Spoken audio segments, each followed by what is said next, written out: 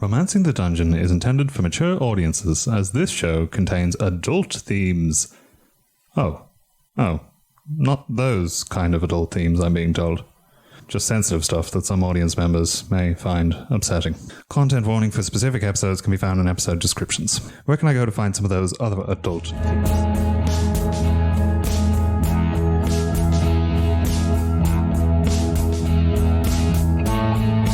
Tell me why I'm so alone when I know you're here with me. You're listening to Romancing the Dungeon, a softcore D&D podcast about heroes navigating their daily lives while looking for love in a world full of peril, monsters, and heartbreakers.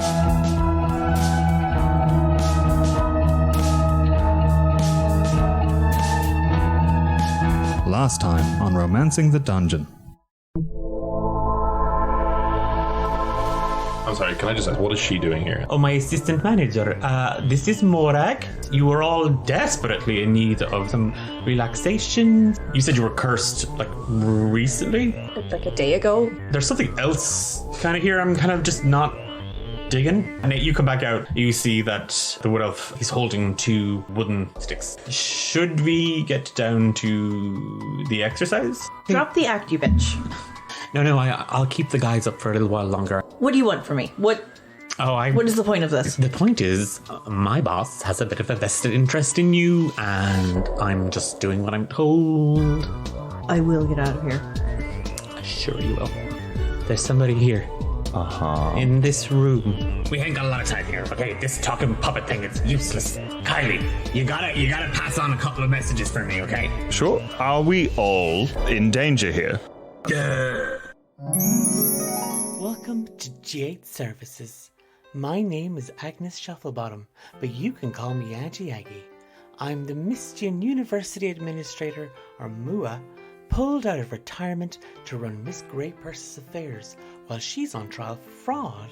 That sounds lovely, if not slightly complicated. Today I'd like to announce the first of some changes to our services with a brand new segment, our Star Bachelor of the Week. Oh, and who's this fine, strapping young man with 2 PhDs and a permanent teaching position at Mistian University? Oh, this is a bit of a coincidence. His name is Arctimus Shufflebottom. Oh, such an accomplished, fine young man, as strong as an ox and built like a brick house. But he wasn't always like that, no. He was a little pudgy pudding ball with the nummiest little cheekums, and he was Mommy's special little man. So get in line, ladies. And that one gentleman whom he had a dalliance with while backpacking through Visage. No time for questions this week, but you can send all inquiries about my little poopsie to us right here.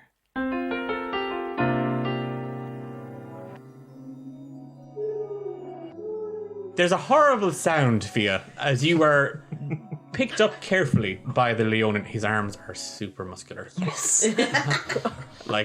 The muscles are both hard and soft. Yes. They're the exact way you need them to. And he's just kind of he's just carrying you across the uniform that he's wearing. Like the top two buttons are kind of opening. Your hair is kind of slightly bristling against his chest hair. It's just very nice. He's a professional. He's not making anything about it. He carries you across, and it's a coffin. It's a coffin that is sitting in a hole in the ground. So this can be a little bit daunting. You haven't died before, have you? No. Okay. So, well, guess what? I mean, it's kind of like a road test, really, for the inevitable. I'm just going to pop you in here. I'm going to put the lid on. There's a couple of air holes. And, whatever comes to you. And it just lets you work out a couple of things. Okay. Okay, great. He just pops you in. It's for a box that's in the dirt. It's actually quite comfortable. I kind of shimmy into it to get myself comfy. It's that weird thing you do after a massage. You kind of feel a little bit sore, but it's good sore. Yes. You're kind of you're like, oh god, it's getting all those spots. Yeah. And he just pops the lid on, and just from outside here. So look, just whatever you see, just let it come to you. Don't fight it. It can be this can be all part of the process here. It's all part of the effectively like the rewrite of this curse that I'm trying to just work out of you. So just go with it. Okay. Capiche? Capiche. Brilliant. And then you start to hear just like dirt being like thrown on top. You're good in there, yeah? Yeah. All right. Great. Give me a wisdom saving throw as you're buried alive. Yay. 14. A little bit of time passes, and like the shoveling has stopped, and it's very cold in here and very dark. You can't really smell the lavender or sandalwood anymore. But as you're lying there, you're kind of just staring into darkness, and you're in a weird sort of like floaty headspace. Like your whole body feels like a cloud, and the earthy smell from the mud and the earth that's been kind of thrown over your isolation box. You just kind of feel, you just feel like you're floating. Really sort of like just drifting along in this haze. And then you hear laughter in the dark. I suppose if I can, I go towards the laughter. It's weird. You go to move, but you can't move. You still feel it. It kind of feels like you just moved the world around you as you kind of shift this into kind of focus or into the line of perception.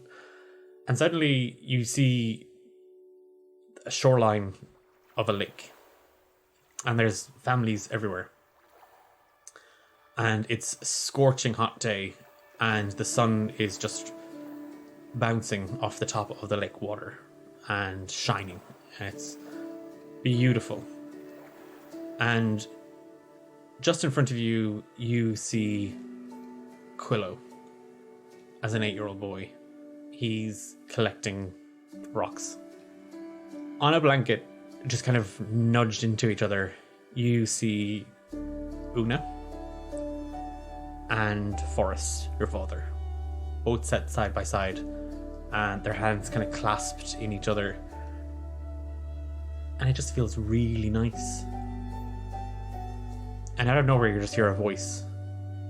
No. I said go with the memory. Don't. I am.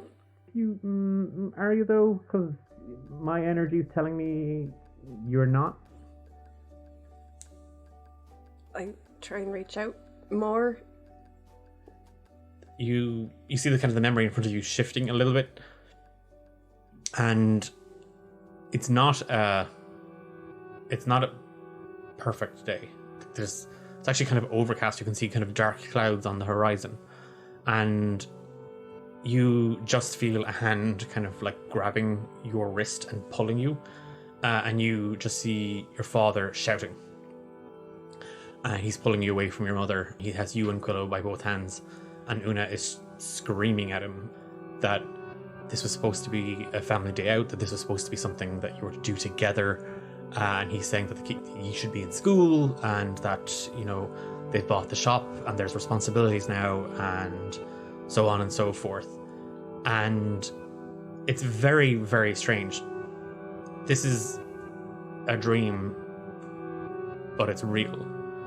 And as your mother and father are shouting and screaming at each other, you just see Quillo staring at them both, just blankly, coldly, and he smiles. And you just hear yourself crying.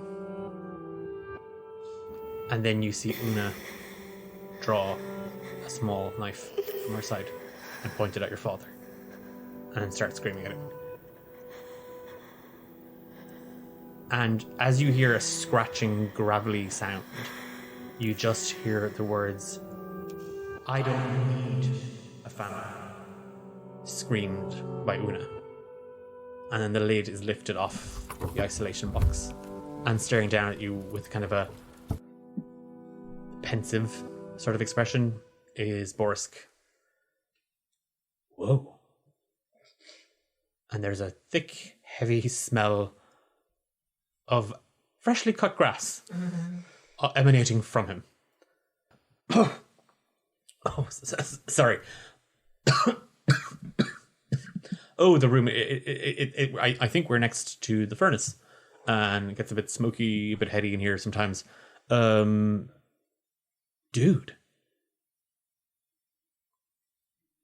Yeah.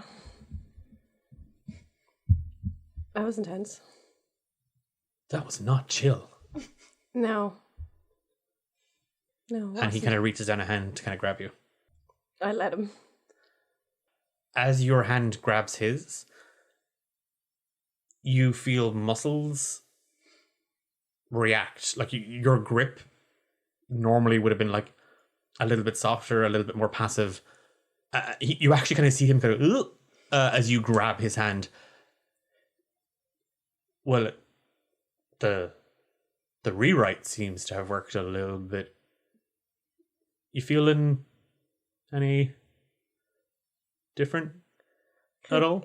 I kind of give myself a stretch and like crack my neck like side to side and stuff. And like, I do.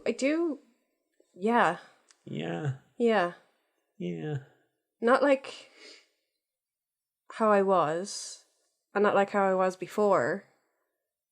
I don't know. I feel like open. Cool. So, Smoke? He kind of looks at you kind of questionably, just out of game, and totally mechanically. The massage therapy and isolation box. So, out of game, you now have a chance to rewrite Fia's mechanics a little bit differently. So you get to make a new version of Fia to a point. Okay. Mechanically, we'll say to 3 levels worth of Fia. Okay. Okay. Good? Good. Good. As Fia's working out those knots, Nate, you find yourself a very sweaty mess sitting on the floor. No, it's just that there's no ventilation in this room. So it's just you and... say it's dank. Some might say this is where the dank actually comes from. It's just poor ventilation in Castle Swallow. So All the rest of the dankness is just Nate's sweat permeating. oh boy, gross. You've listened intently to Cael as he has told you about his life and his love for swords.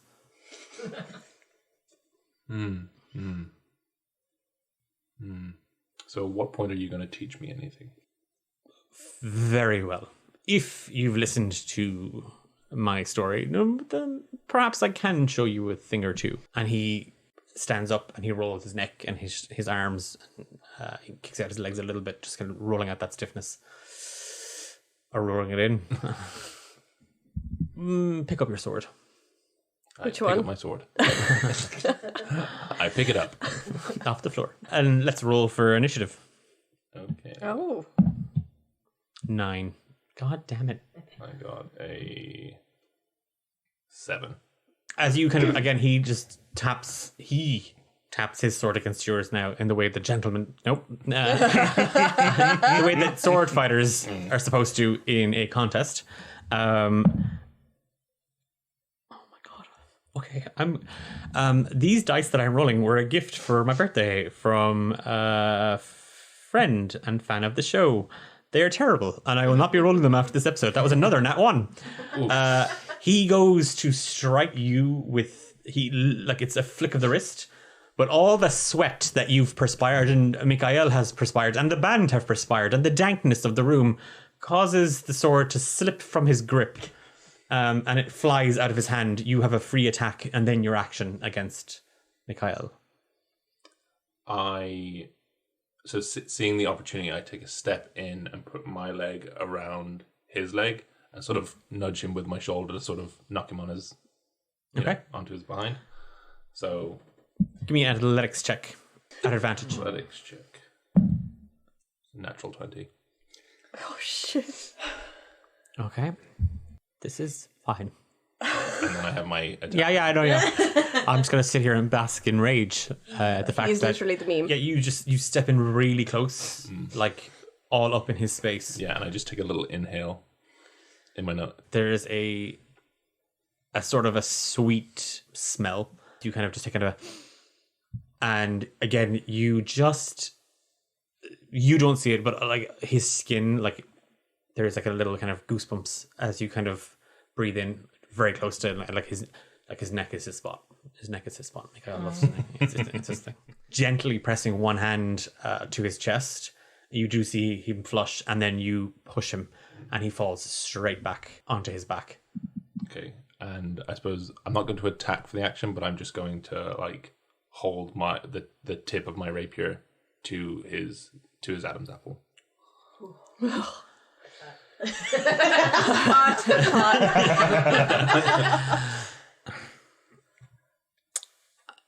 Mr. McKnight, it appears you are as adept with a blade as you are with a microphone. Yes, that would be the case, wouldn't it? I don't think there's anything I can teach you, but I've learned quite a bit in our session. Can I just ask at any point what of the two dwarfs that have been playing drums been doing? They're sitting there going the drum, the sound, the music that they've been playing has just stopped.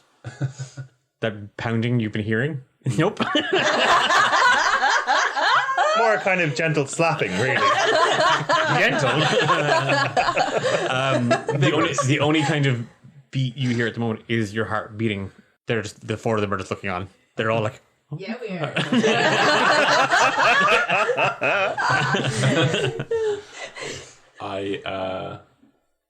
I drop.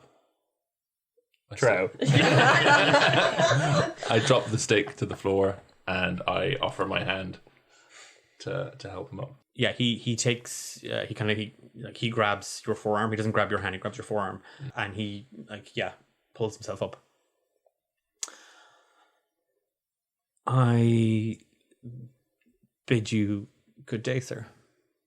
And I lean in again into his neck and I say, good day. And then I turn around and I whip off the top and just start like mopping my brow as I walk back into the changing room. Yeah. One of the dwarves, she's doing the same. She's fanning herself. Oh, and then the rest of them are like, oh yeah, and they start playing drums again. Cael is kind of standing there. You feel a little bit more sprightly. You feel a little bit more like, haha, this guy is like, he has a title. He's Hawthorne the Fourth, whatever that is, the fourth of what you don't know. But that confidence bolsters you. And having not put him in a place, he wasn't arrogant at all, but having like shown him up, having performed super well, you feel a little bit of a change as well. You have unlocked a feat. Oh. I swear, if the next time we get into a fucking fight and you can't do anything with that sword, I'm going to be so mad that you wasted that opportunity to learn something. You are now mobile.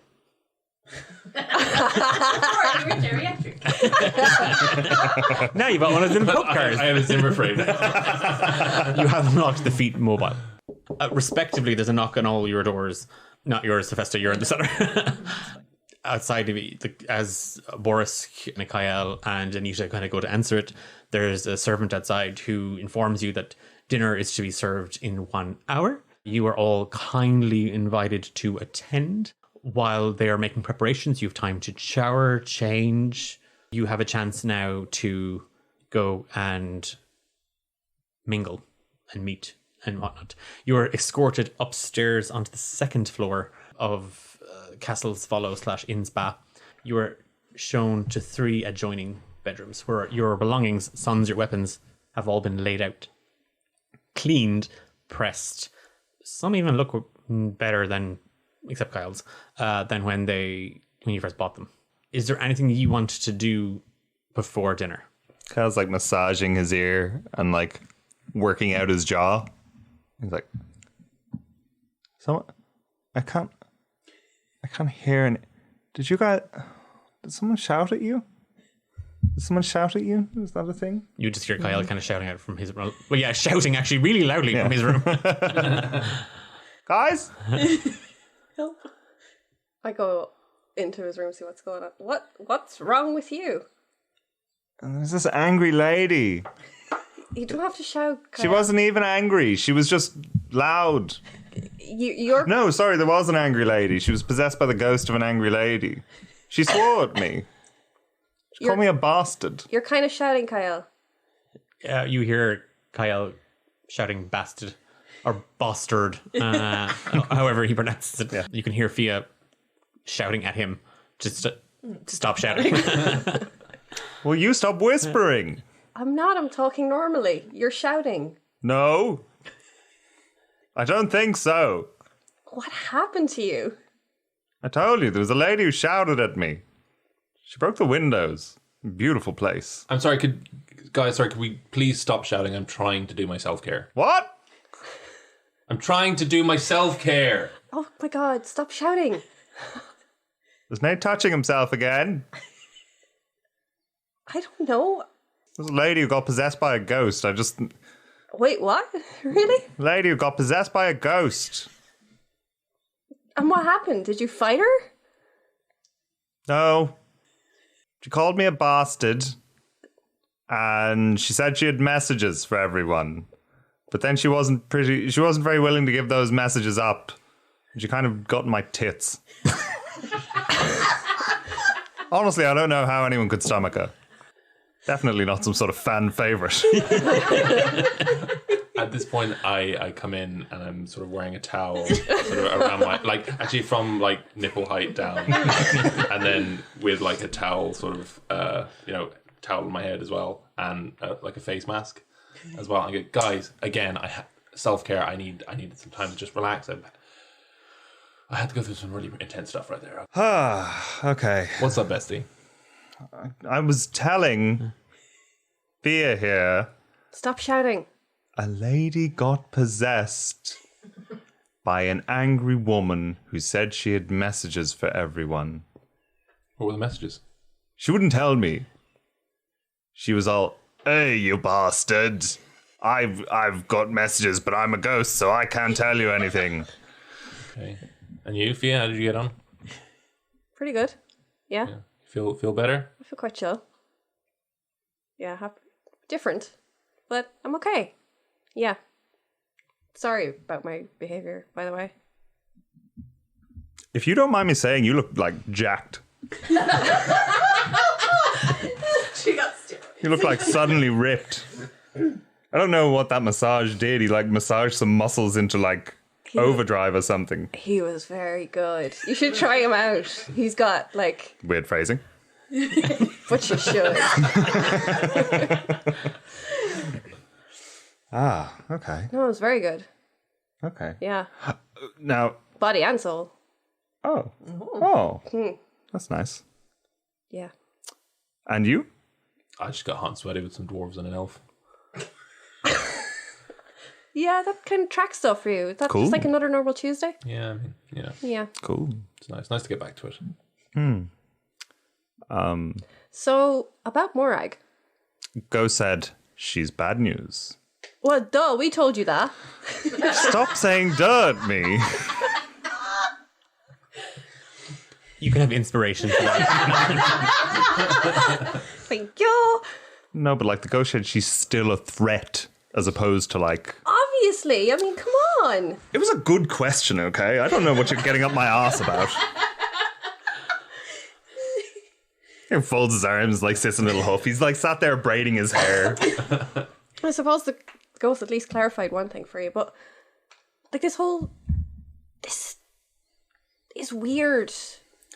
I just hope Hephaesta is actually scoping the cellar out, because we've been up here, doing our bit. It's just that I hope she just hasn't been like kicking her feet up downstairs. What do you mean? Like actually trying to get some work done, like the rest of us. Like, what is she supposed to do? Stare at the door? She's tied up, like. Sorry, what was the work you did? Look, what I'm saying is... Should we go say hi to her? Maybe. Yeah, let's go say hello. Can we visit? Are we allowed to visit? I mean, I don't see why not. Oh, let's go say hi. She'd like that. yeah, she's our friend. How are the ears feeling now? You seem to have come down a few levels, a few octaves.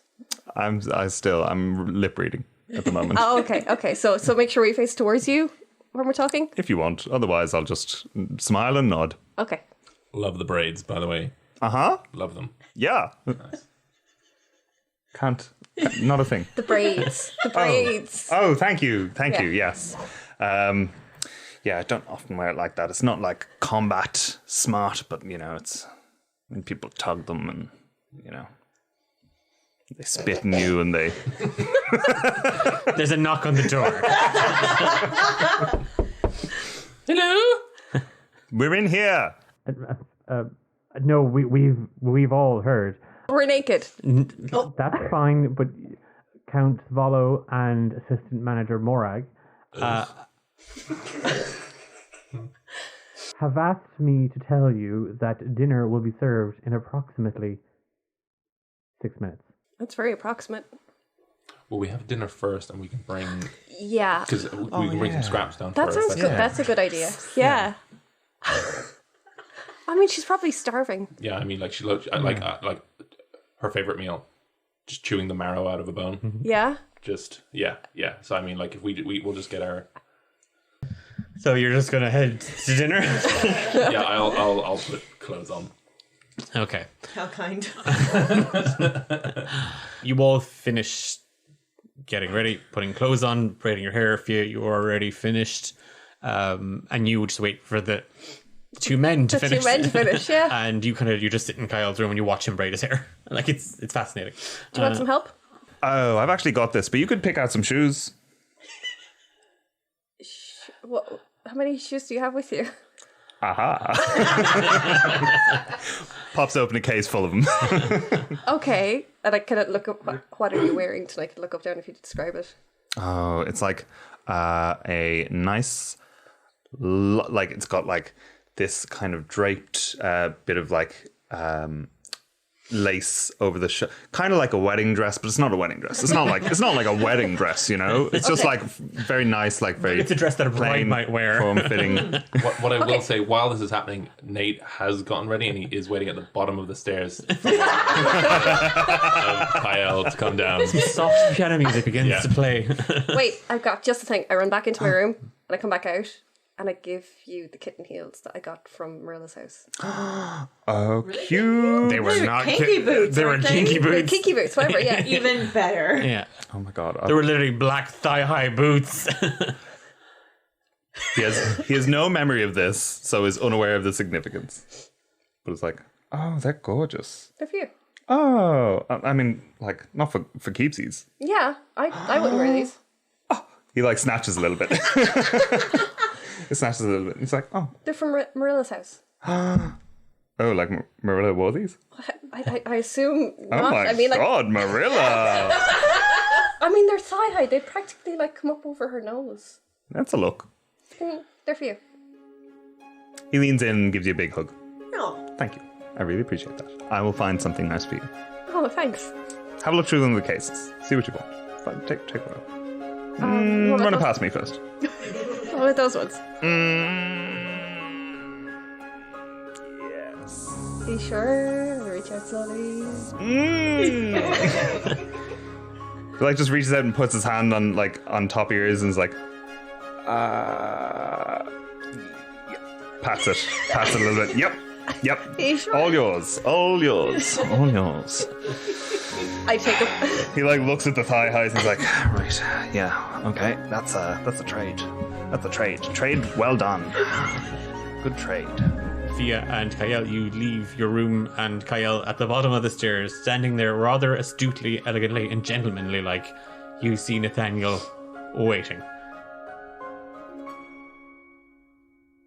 At the same time, the door to the cellar where you saw Hephaesta let out of opens, and chained and strapped to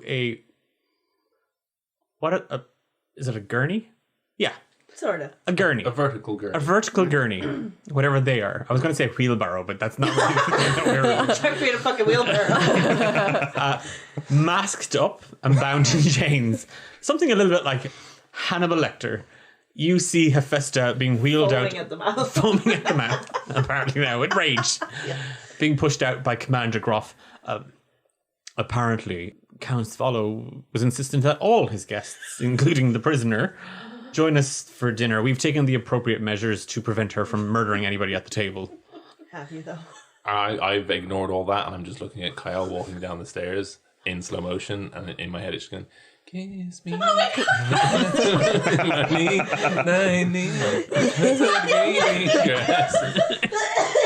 then I reach out a hand as you get to the third step. He kicks up a foot and like puts it in your hand and is like, Heffy, new boots. I fucking hate this show.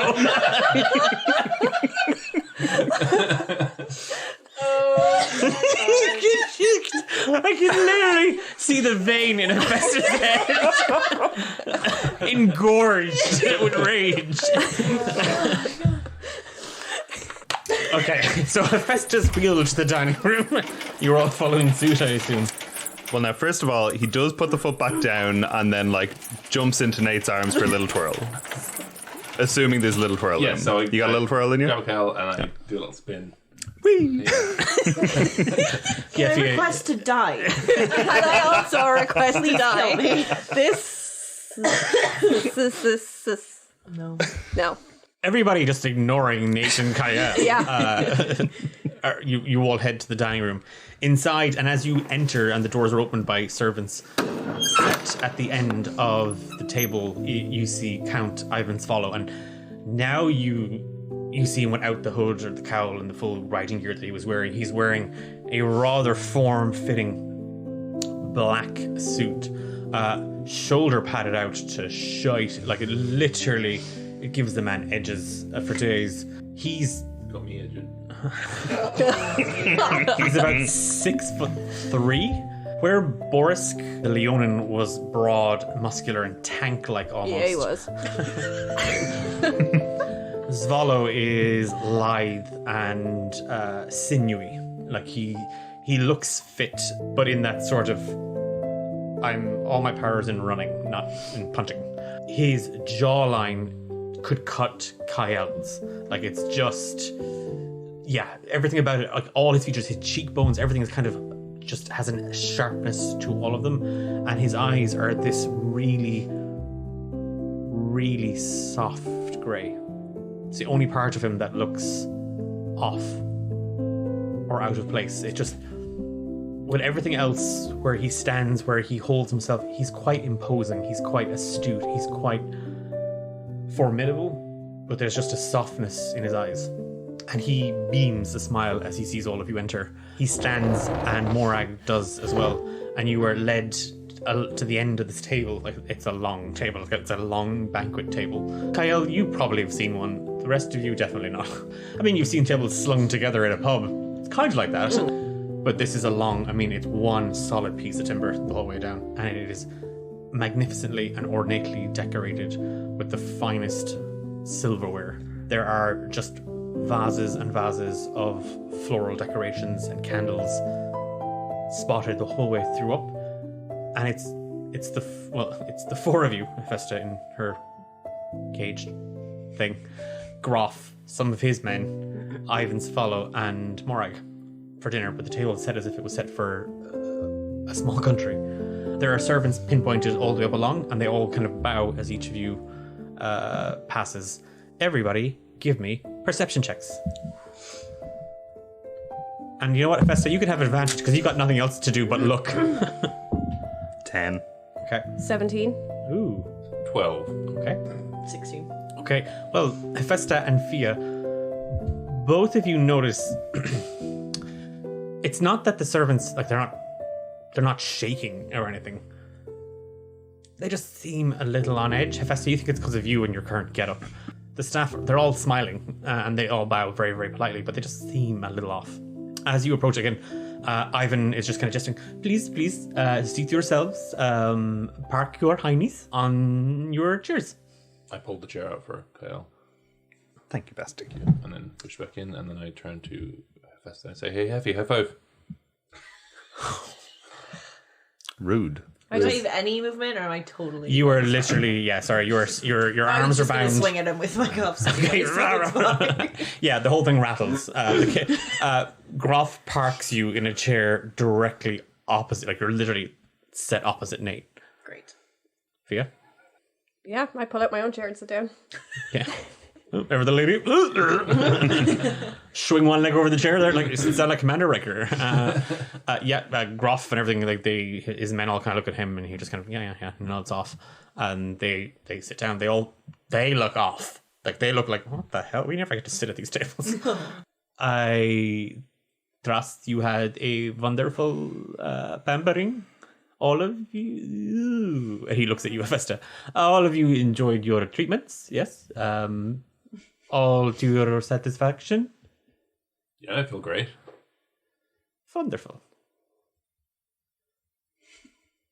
Yeah. Okay, because it's just, again, people can't see you nod. I know. If you don't mind me saying, young lady, you are quite changed. Thank you. A lot of the tension just seems to have just... Oh yeah, that melted away.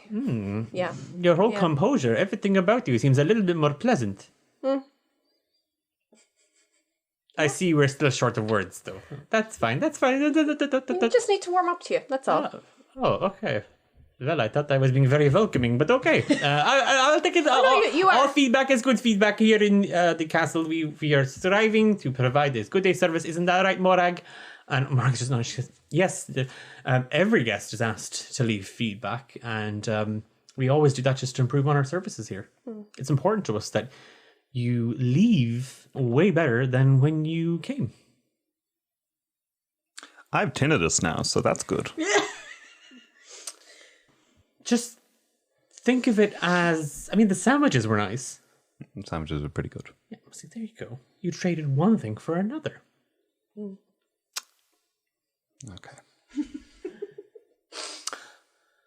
Now, I had one of my cooks prepare a regional dish. I have yet to have tried it. It is not something I would be very familiar with.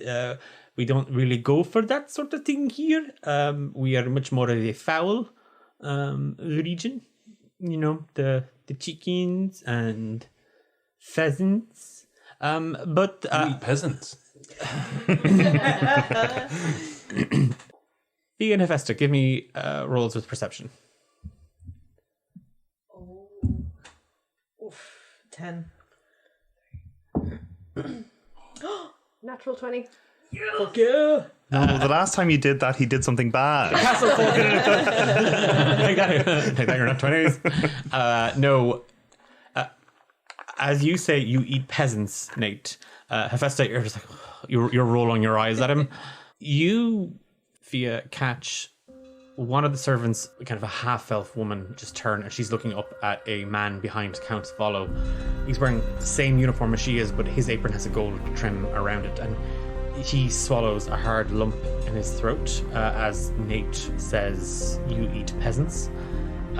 He shakes his head, and he just kind of smiles at her, and she just shakes her head back, and she just kind of like just shakes her head to kind of clear it, and then she just continues to smile. I'd like try to make eye contact with either of them. The guy isn't looking; he's just kind of looking at the back of Swallow's head. The woman opposite you, who you see just standing kind of right behind Cael, she's looking in your direction, but she's looking kind of past you.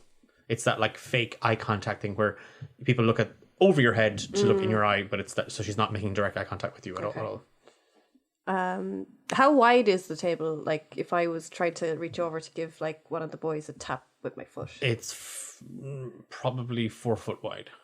Okay, can I just try and reach over? Maybe just like tap Cael to catch his eye. Give me a stealth check. Yep.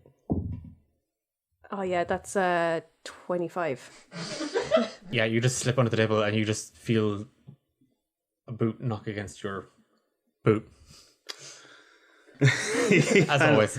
Yeah, no, he kind of like gets like a little bit of a wry grin and then realizes it's Fia across the table and like just peeps at her. I just raise an eyebrow at him just to try and give him the nod that something suspicious is going on. No, we don't eat people here. It is a dish from your side of Galeshire. I believe they call it buef. Oh my god. Am I saying that correctly? Is that the pronunciation? Buff. Oh, like, and he makes a muscle thing. Yeah. Oh, we are having buff. Sounds lovely. I could have staff Sorry, prepare no, it something. sounds lovely. No, please, no. Sounds nice. Thank you for your consideration. Oh, it is absolutely no problem at all. Your satisfaction is guaranteed here in Castle's Follow Hotel Spanning. I haven't seen many other guests around in the Castle's Follow Hotel Spanning. Well, we think with the whole issue with the air elementals and the storm elementals and that whole business in your part of the country where... Blah. Yeah. Perhaps the old tourist trade has been a little bit quiet, but Morag assures me that it'll pick up in absolutely no time at all now that all of the blah has been dealt with. And how long has Morag been in your employment? Ooh. And he kind of looks at her, she kind of looks at him, she goes, oh. It's kind of hard to say. Must be a recent thing, right? It's probably about 2 months, 2.5 months. Give or take. That's kind of quite recent, yeah. Yeah, but maybe 3. Unusual. some might say. Yeah. How so? In a non-kind of normal kind of way. Well, no, I'm aware of the definition of the word. I just mean in the sense of how is this unusual in that I'm employed here 3 months. Well, where were you just before that? Just before that. Yeah. Before you were here. Just before that. And she kind of looks up. She's like, I think it was with family. You think? You're not sure? Well, Only I'm just 3 months ago. What kind of when you say family, what family? Like I've got sisters. Oh, like you, Heffy. Oh, Hephaesta, you've got sisters. Lots of people have siblings. Yeah, a lot of hags. A lot of hags. To clarify, is she like fully in appearance, outwardly a hag? Sorry, I forgot that James has never actually encountered, or Cael has never encountered her. No, Morag is in her human form, and long, soft brown hair, beautiful olive skin, these chocolatey brown eyes. She's quite gorgeous. Like she's quite, yeah. I think we might have run into one of your sisters, actually. A small world. Moira. In Tezrab. Yeah, the one that exploded into a pink mist. Yes. Sort of, yeah, after being crystallized. Yeah. Yeah. Entschuldigung, I just don't really appreciate the talk of people exploding at the table. It's quite violent and is very confrontational. And this. I'd see what Morag does. She's calm as a brush. It was the Count who got a bit shook. Please, my heart is very fragile. Suspicious. Do you and your sister get along well? I like any other family. So you didn't know about what she was planning then, did you? Excuse me, are you implying that I am a hag? Well, you said that. I said nothing about a hag. Well, no. What are you bringing hags up for? You brought hags up. No, I didn't bring up hags. No, I didn't bring up hags. Nathaniel brought hags up. And then you implied that my sister was... I'm sorry, why are you getting so never implied your defensive sister all was. of a sudden? Now that and talk about hags, like you just kind of Never implied your sister was a hag. You literally said my sister was responsible for what happened in Tezrab. Yeah. He said she exploded into a pink cloud of mist. Yeah. Who said anything about hags? That information was never given to the public. Well, that might be so, but Commander Groff did detail a little bit as to what happened. Have I done something to upset? I know earlier on there was this confusion that we'd already met, but... Oh, no, we've definitely met. I have never met you before. Gruffalo, arrest this woman. Oh, hey, while we're at it, that's not Groff. That's Dahlia. So, if we're doing this, you know. Okay. And Morag stands up, quite visibly upset. What's a dahlia? Guys. She's the one who impersonated Hephaesta at the dinner party when you were on the road with Hephaesta. Oh, what a bitch. I don't know what I've done to offend any of you. He tried to kill us. It's pretty offensive. I am clearly making you all uncomfortable here at the table. Yep. So, Counts follow. I will retire to my room. I hope all of you have a pleasant stay. Yeah, don't let the door hit you where the good Lord split you. Jesus Christ. No finer words. And she just takes the napkin, folds it, puts it on the table, and pushes the chair out and scurries out of the dining hall. Excuse me. Counts follows. What were you saying? Well, I was saying that we were having buff, and then servants carrying food come in. Oh, buff. I'm so sorry. I'm very confused. You believe you know my assistant manager, and she's a hag? Yes. Night hag. And you're saying that this, and he points at Commander Groff, is not who he says he is? No, crazy ex-girlfriend, actually. If you probably hit him hard enough with something on the head, the illusion would likely drop. My hands are a little tied, but if somebody else wanted to do that.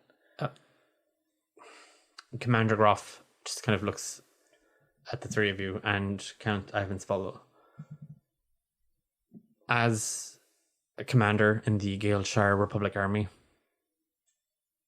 I am utterly offended at that accusation. I don't care. Where is he seated in relation to everyone else? He's probably next to Nate. Okay. Hit him. Stab him. Not helping your case. I tell you what. It's great. It's great because I literally have like Hephaesta on one shoulder and then I have a literal angel with Cael on the other. Stab him. No, don't stab him. Not yet. You want evidence that I am Commander Groff? Very well. And he ungloves his right hand and plunges it into the piping hot bowl of buff. Well, yeah, she's doing it to herself, so of course she can hold What concentration. the hell is that achieving? That's gross. What are you doing? Fine. If that isn't the evidence that you require. Nate, if you would like, he presents the palm of his hand to you. And he holds, his men go to stand. No. It's perfectly all right. They need to trust us. And you have, as a member of the Gaelshire army, in front of my men, I am giving you permission. Stab me. And he just holds out his hand. They took all my weapons off me. I'm going to need a weapon. You have a fork and a knife. And he uses his other hand to point at them. Okay. Okay. I grab Groff's hand. You sure? Quite. I pick up a knife. I go to stab and I go, ooh, but I don't do it. Do you want me to do it? No. Oh my god. Yeah, you do it. And I give her my knife.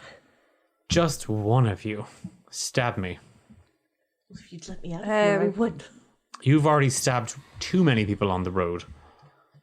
So I want to feint it, so I want to go to act like I'm stabbing, but then I'm going to just throw a salt shaker at his head.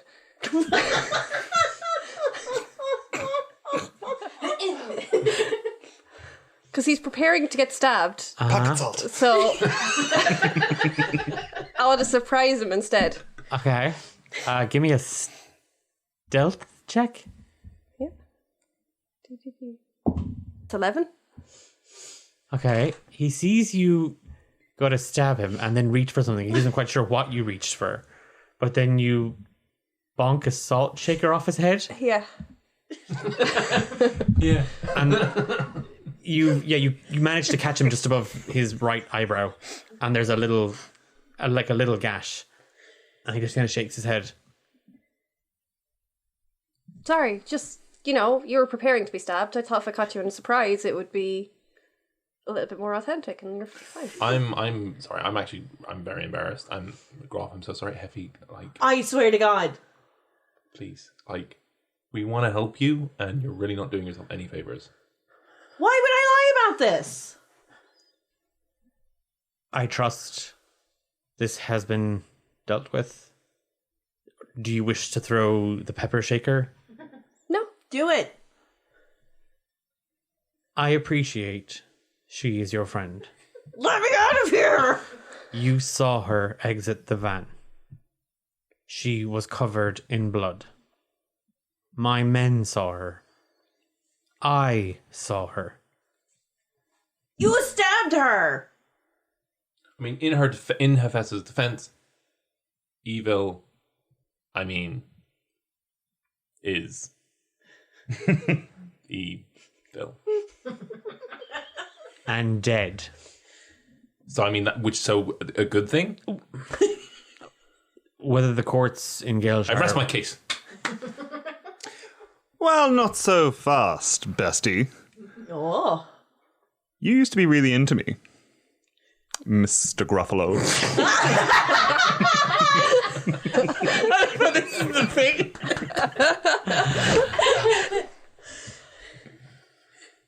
I wasn't aware it was reciprocated. I assumed my boorish advances were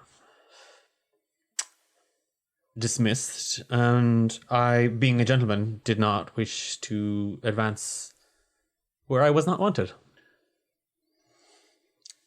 And clearly there's some sort of burgeoning romance. And he gestures at you, Cael, and then at Nate.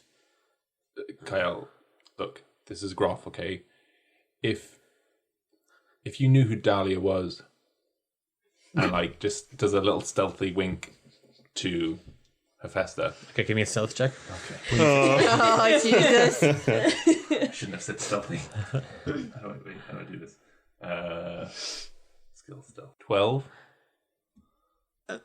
You give a wink.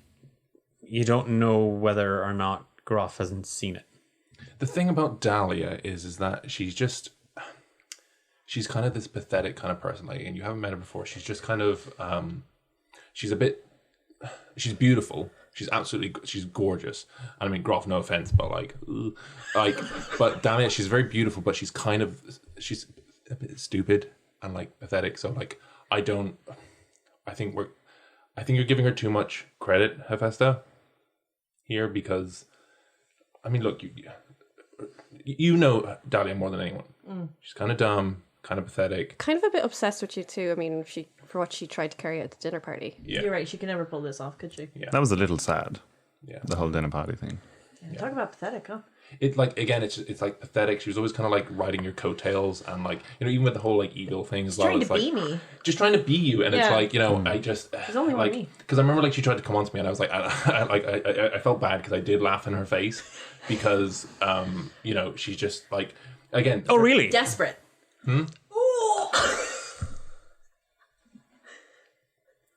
That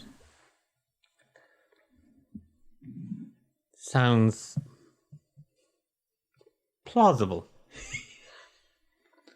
Yeah, I mean, again, you probably never met her either, Groff. I'd hope not. Ugh. I know, again, just the worst. Wouldn't wish that on anybody. And again, it's as I say, she is beautiful. Once you kind of look past the whole kind of teeth situation, she's kind of got that snaggletooth going on, and I mean, it's great when she keeps her mouth shut. But and because of that, then the breath is a little bit so again, you kind of want to have that distance. So which works to her favor, because once you have that distance, you're like, wow, what a beautiful person. Yeah. But it's when she gets in close, and you've got the breath, and starts talking. it starts talking, and it's like. At this point, a servant has approached you and is just holding up a jug with a straw on it, Hephaesta. Excuse me, sorry. We had the cook just mash it all down into a paste, and it is drinkable. How kind. All of you have your plates put in front of you. Groff is still standing. One of his men is now pressing a wet napkin into the cut. How is he like demeanor wise? Shaking. Give me an insight check, Fia. Just because Nate. I feel like you should be doing wisdom saving throw. On the inside, I'm Could be good. Ooh, 12. unfazed. You don't get a read. At this point, you see that the gentleman behind Count's follow. Again, the older man, human, thinning, wispy white hair on his head that's been kind of brushed over. Very well groomed. Steps forward and from under his coat, he just takes out a bottle of wine, uncorks it, and pours it into a small little goblet on the table in front of Count's follow, who's just been watching and listening the whole time. Well, it seems that there's a lot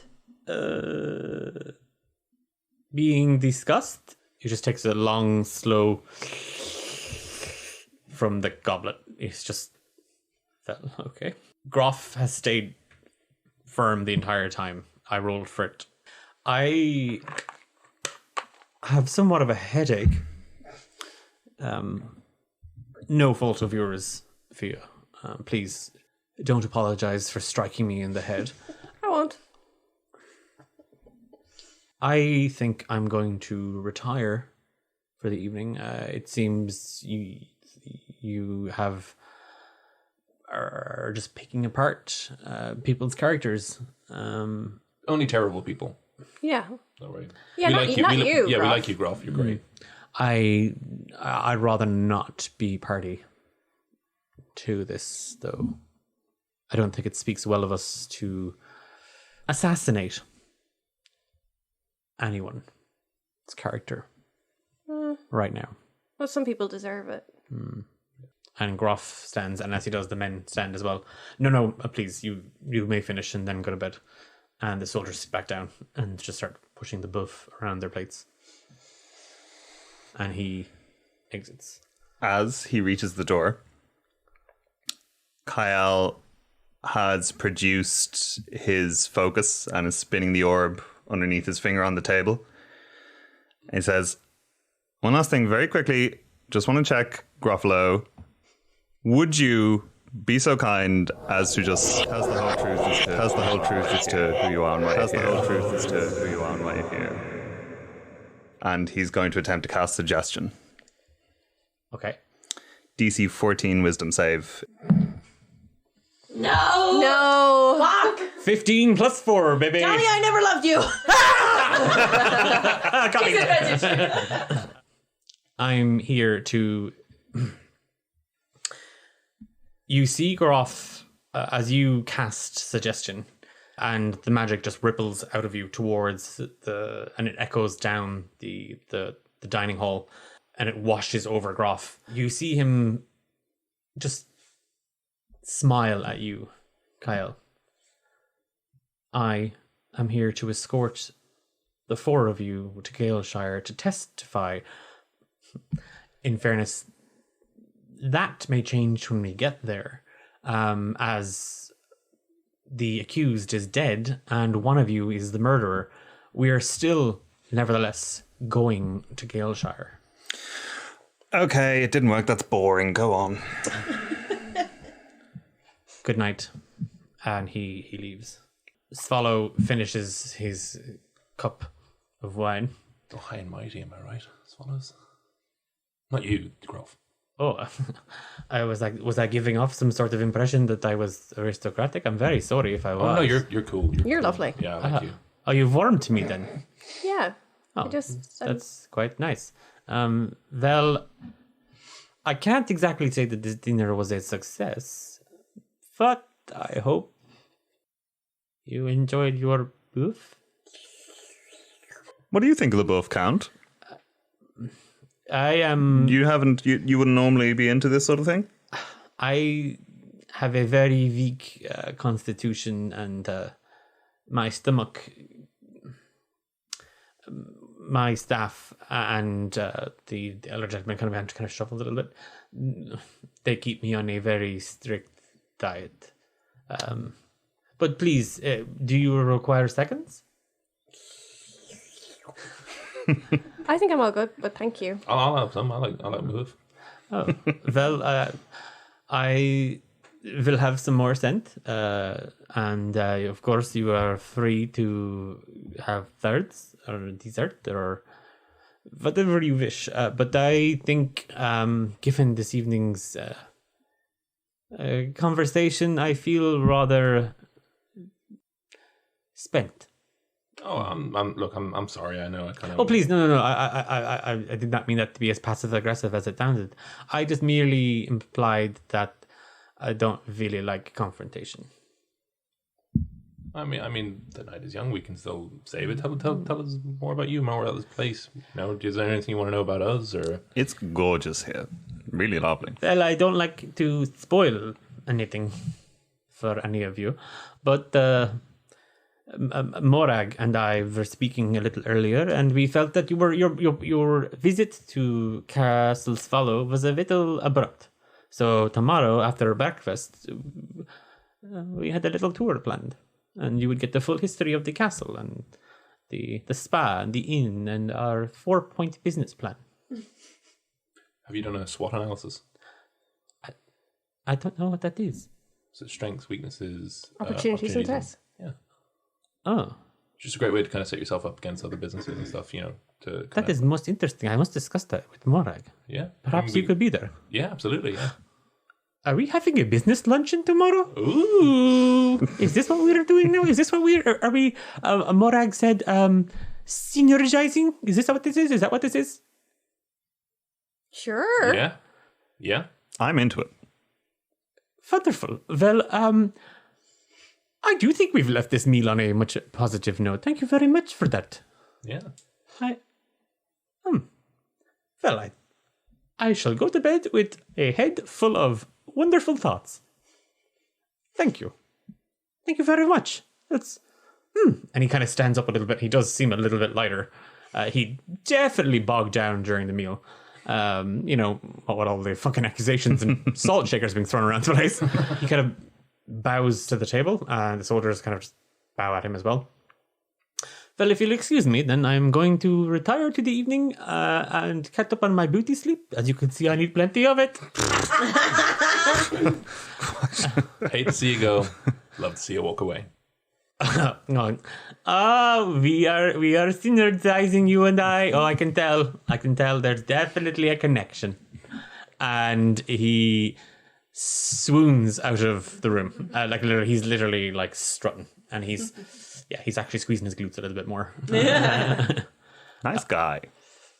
So who's left in the room? There's now we've got all the soldiers. Hephaesta. And the people in the gold trimmed. His manservant has left with him. The room still has other staff here. Heavy, could you pass me the What the fuck? Sorry. Are you sure that's... You came down. She threw me in the cellar. She told me, I don't know, she's here to fuck shit up. She won't tell me the plan. She's working for somebody. Like, kind of turns to the guards, like, hi guys, I'm just wondering... Sorry. Hello. Yeah. Apologies for my bad mood the past couple of days. Has Graf seemed different the past while? T? I don't know what you're talking about, but you threw a salt shaker at our commanding officer. Well, yeah, it was that or stab him. Did you a favor? I didn't want to stab him, and I wanted to kind of catch him on surprise, so I just hit him. You do know that he volunteered to go to Tezrab, right? You do know that he rallied all of us to go with him.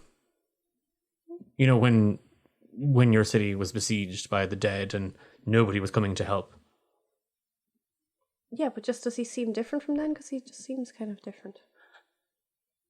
I don't know if it's just the fact that you people aren't used to the rest of the world outside of your podunk city, but we have manners and respect for most people, really. And one soldier's like, "No, Greg, seriously, no, just calm down. It's fine. No. They have to hear this. They have to hear this. Your friend," and he points at Hephaesta, "is a mad dog. Okay? Excuse you. Whoa, let's hear him out. Can I ask you this then? Where did the guard duty who was guarding Evil's trailer while we were dealing with the elementals disappear to allow her to get in? Where did they go to? We were ordered to help evacuate." He ordered a couple of you to stay back and take care of Evil and the rest of you to come and help evacuate. Yes, and then when ye couldn't actually hold your own against some air elementals, we had to help assist more of the people get out of the town. Are you now putting the blame on I'm Eve getting murdered on asking. us? Is that what you're actually doing here? Just asking a question. You're very defensive. I'm just gonna Apparently, Not of everybody- Eve.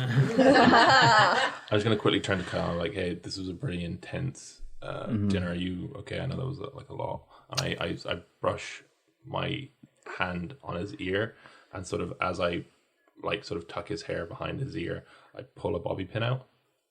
Are you okay? It's just tough, you know.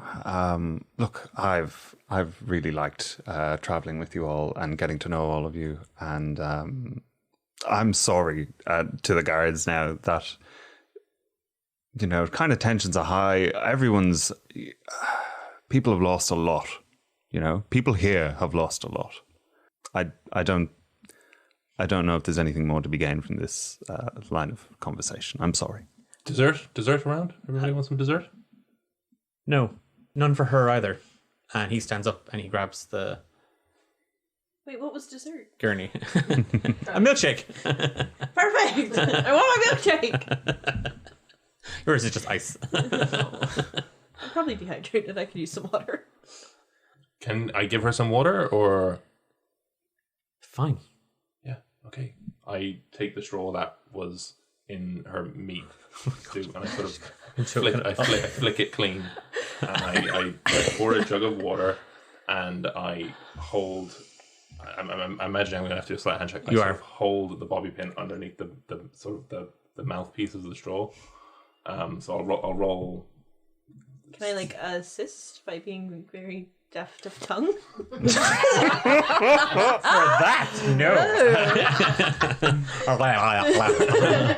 So thirsty. Huh? She just turns into Yoshi. The straw is tied in a knot. What you got in your sleight of hand check there? A natural one.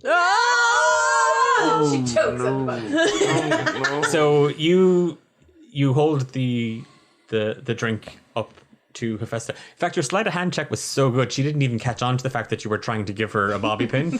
She slurps and starts to choke on the bobby pin. A guard rushes over, just to see what's going on. He kind of separates the two of you, and then catches the bobby pin in her mouth. What are you doing? I think at this point it's safe to say that the evening's entertainment is over. You were just lucky Groff wasn't here. See this. But I will be informing you of the morning that you attempted to pass contraband. I don't even know what that word means. And with that, he jerks Hephaesta out of where she was kind of set in the trolley and just whips her around. This all just feels so wrong. You're heading up to your rooms? I told you guys that I tried to read Groff's thoughts and it got kind of a white noisy static kind of thing, right? I remember telling you, but I'm not sure if I did tell you. Just because, just in case there are doubts about what she's saying, about it being this Dahlia lady. I don't know, that's just weird. That doesn't happen normally. Not that I go around reading people's thoughts all the time or anything, That'd be silly. No. And unethical. I don't know, this whole just here feels weird. Yeah. It feels weird. Yeah, it is weird. It's really weird. I don't know what. I need to know what's going on with Morag. Yeah. Snooping? Late night, sneaky time? I mean, I'm sorry, but if you're trying to slip Hephaesta some to help her out of her shackles as anything to go by, you're probably not the best for snoops. I thought it was good. Thank you. You did your best. Yeah. Oh, please. Well, we can't all be like Miss Sneaky Super Spy. Yeah, why don't you do it then? One of the servants clears their throat. Why don't you guys do it? And what? No, why don't you And what, guys? You guys, I will pay you money. And the young woman that you spied earlier on, Fia, that was looking a bit. I don't really know why you guys have such a problem with Morag. She tried to kill us before a few months ago. Yeah, no, I heard that part, and it's all people have talked about since you came. There's actually kind of a good thing going here, and the castle is doing really, really, really well. And I don't know, maybe you're confusing her with somebody else. Not even a But little bit now. she hasn't tried to murder anybody at all. Cael stands up and leans over the table and locks eyes with this server. Sit the fuck down and start talking. Not a question. Have some boof. The other two kind of look at her, and she just kind of looks at you, Cael. What did anybody do to you? What?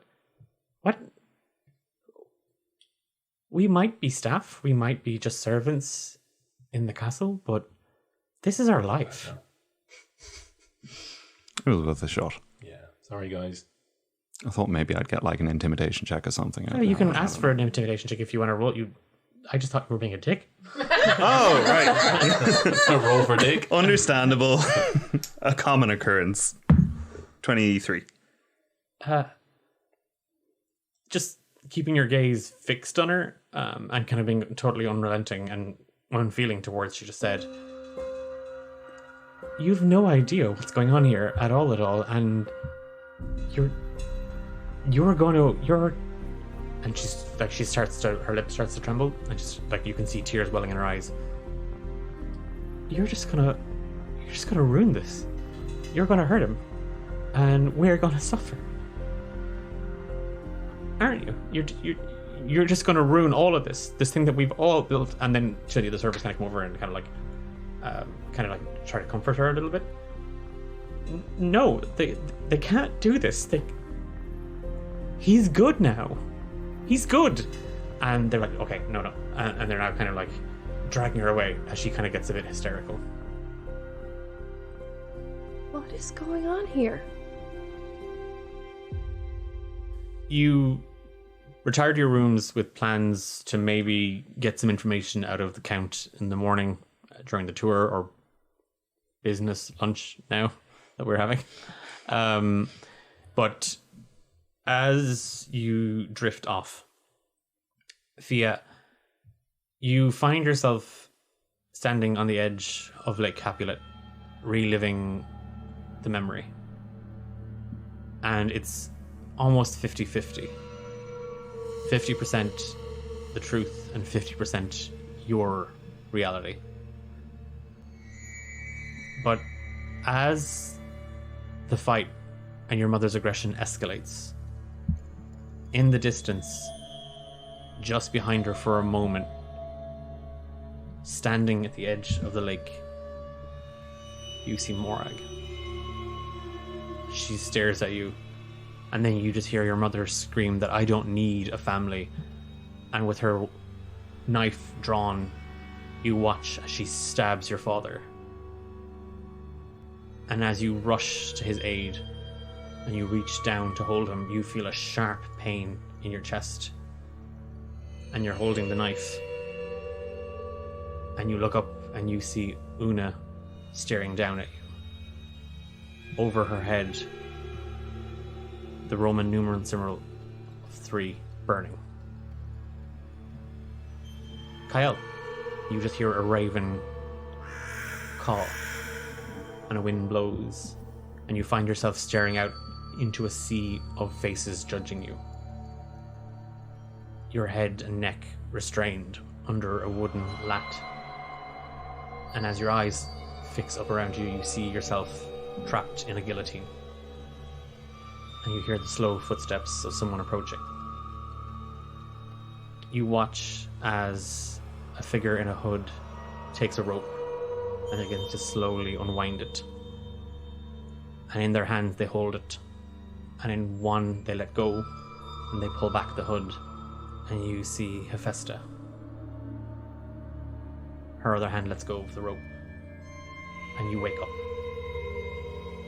Hephaesta, sleep doesn't come easy to you in the dank cellar. When you dream, you find yourself back on the ruins of the Platstum estate, standing over your dead body. Eve's body. And Marilla's body. Morag steps out from the darkness. They're dead because of you. Maybe not your hand. Maybe not directly. But through you, your selfishness. And the whole scene is burnt away by white light. Oh. Here again, I see, Hephaesta. And you hear a voice booming in the light. Are we going to have to revisit? We could just stand here, fair enough. Let's just do that then. Please. You are, and this might be obvious, in great peril. Yeah. And it's going to get worse. Can't say I'm surprised. All of your presence here has triggered something that lay dormant for a while, but your connection to me has inflamed it, I guess is the word I would use. It has begun to awaken. You must find it and defeat it. What is it? It is... Let me put this in a way you might understand. An ex of mine. Look, not judging. That... Fair enough. Appreciated. Thank you. Fair enough. Find the source. Stop the blood. And the creature that seeks it. Keep it locked in a room. And as you say that, you wake up and you gesture. Still locked in a room! Thanks a lot! Nate. You wake up in the Copper Rabbit. Marilla is there. Clodagh is there. Ike, Jess, and Morag. In the corner next to the fireplace, there's a hooded figure. Just sat there. Unmoving, unflinching. Well, you little bastard. It's time to perform. Oh, you're so hungover. But I don't give a shit. I paid you.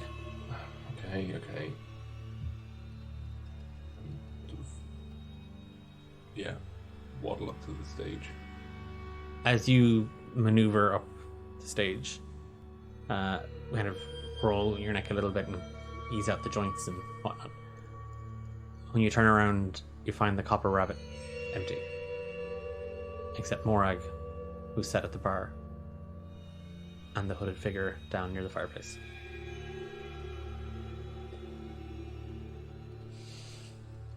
Well, Nate, it looks like one by one everybody's leaving you.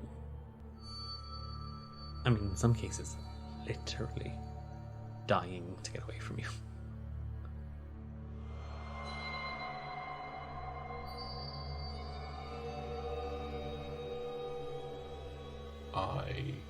I just run her and I just gotta swing it at her head. You swing. She kind of half flinches, and as your lute connects with her, she bursts into red mist. And the copper hour begins to fill with red mist. So, emerging from a cloud of it, you see the hooded figure. They pull back the cowl, and you see Ivan's follow. It's him. You know it's him. It looks like him, but he looks different. He looks more wild. He looks more feral. He looks more alive. You see that his skin is a very, very sickly white, and there's just threads of black and red just throbbing where veins and arteries run. You have arrived.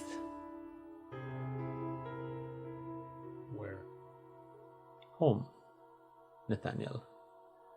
But our home has been invaded by a usurper. I could help, but who I am and who or what that is not exactly the same thing you have come to understand, I assume. The creature you know as Ivan's follow is a shell of what I used to be.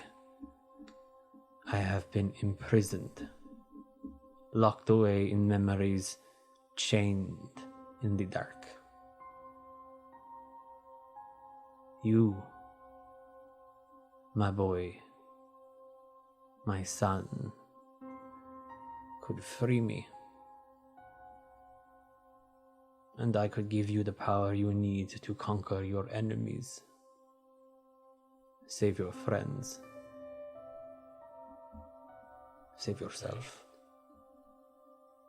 He holds his right hand up, and on his ring finger you see a silver ring. Set in it a sharp, rectangular, black gemstone. This holds me prisoner. Destroy it, and I can live again. How can you guarantee my friend's safety? It's simple. When you destroy that cursed gem, I will most likely go straight for Morag. I don't exactly like what she's done to the place. It's too cosmopolitan for my tastes. But why? Okay, why is she the way that she is? Why is she pretending like she doesn't know who we are? She doesn't know us. The ring. It has certain properties that affect creatures like Morag and I differently. We have a tendency to forget our true natures. What is your true nature? He gets really close to you. And he smiles. And you just see his two canine teeth extend. I feed. I kill. I survive. What's to stop the four of us just leaving? If you think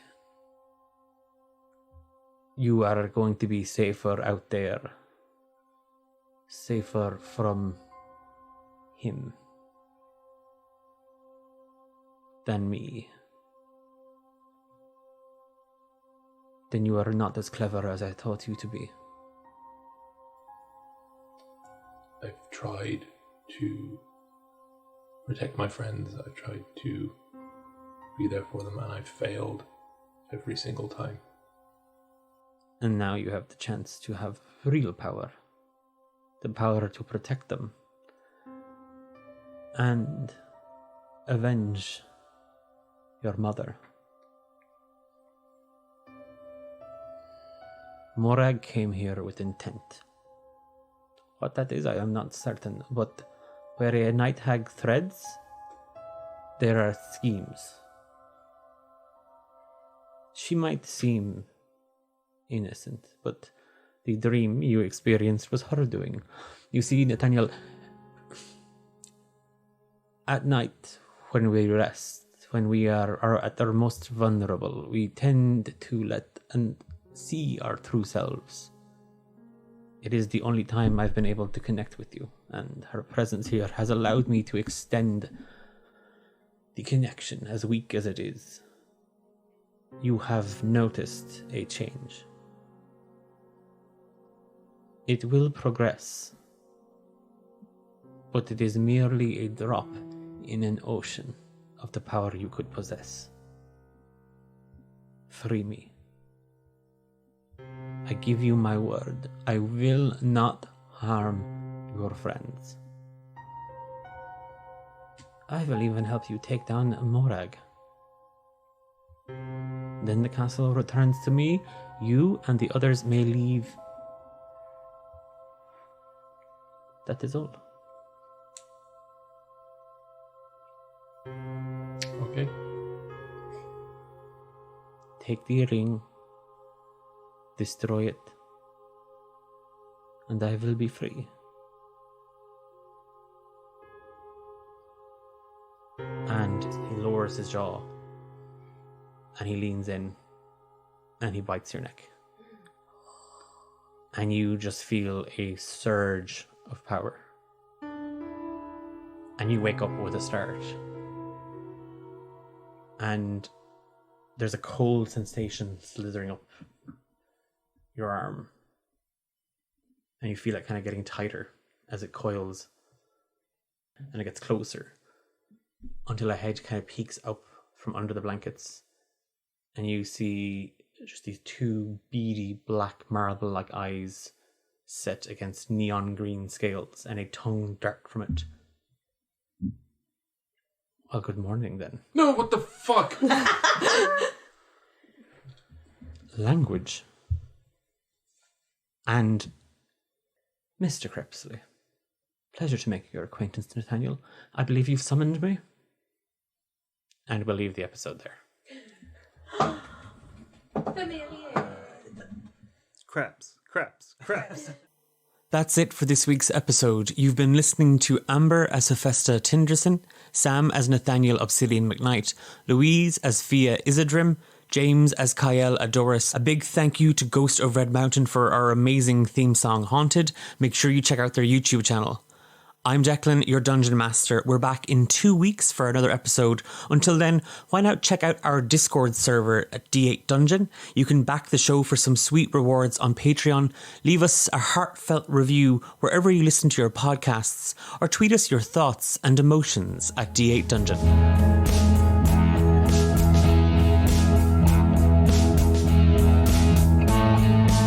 Tell me why I'm so alone when I know you're here with